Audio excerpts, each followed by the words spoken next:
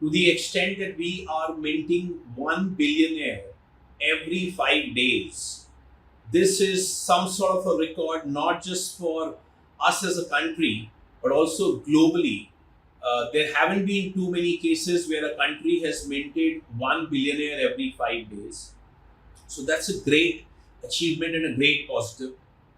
And also, at the same time, we all know that Moody's has now upgraded India's growth rate for the current fiscal to 7.2% from their previous target of 6.8%.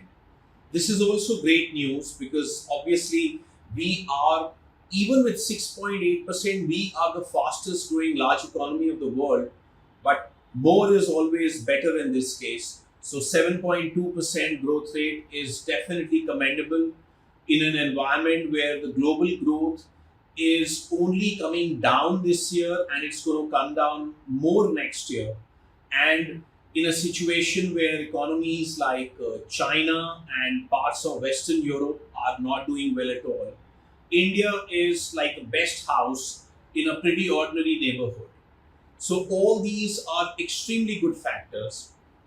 If I talk about the billionaires aspect, this is a great source of inspiration for all those budding entrepreneurs out there who are rising from the middle class and who have the aspirations and dreams to become a great wealth creator in the long term.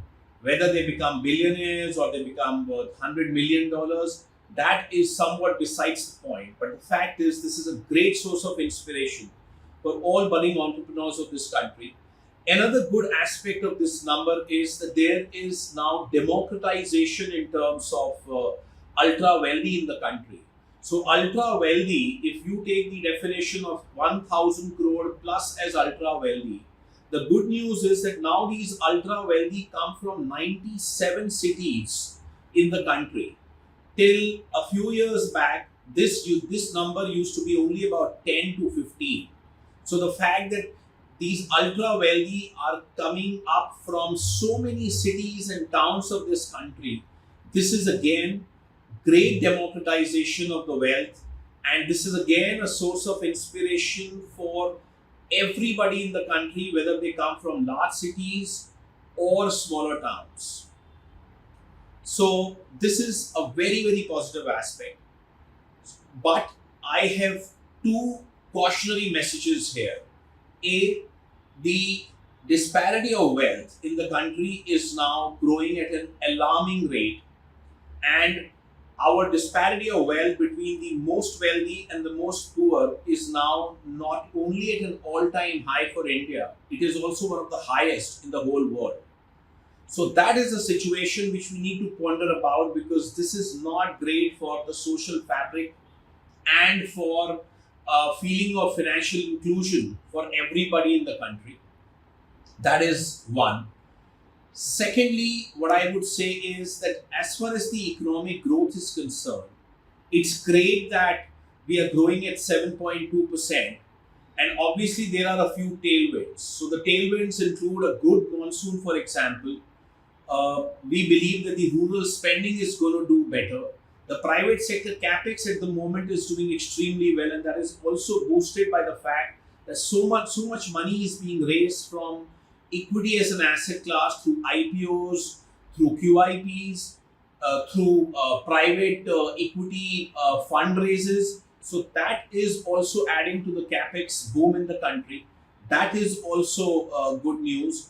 But to make this growth sustainable, we need to ponder about two things. A, the unemployment picture in the country is not looking great, whether it is the urban parts of the country or the rural parts.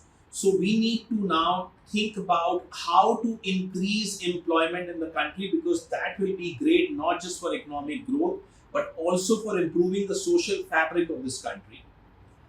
Secondly, there are a few threats also on the horizon, and those threats are that the Indian banking sector is not doing too great.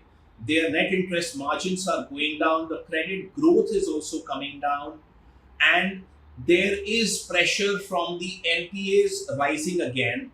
So this is very, very important, because in the long term, the economy cannot do well if the banking sector is not doing too well. And plus, of course, there is a concern about a global economic slowdown becoming more entrenched, with US possibly going into a recession sometime in the next 1 year. So these are some threats. There are some challenges, but overall, I would say this is great news. All of us need to congratulate ourselves, and we need to celebrate these achievements for our country.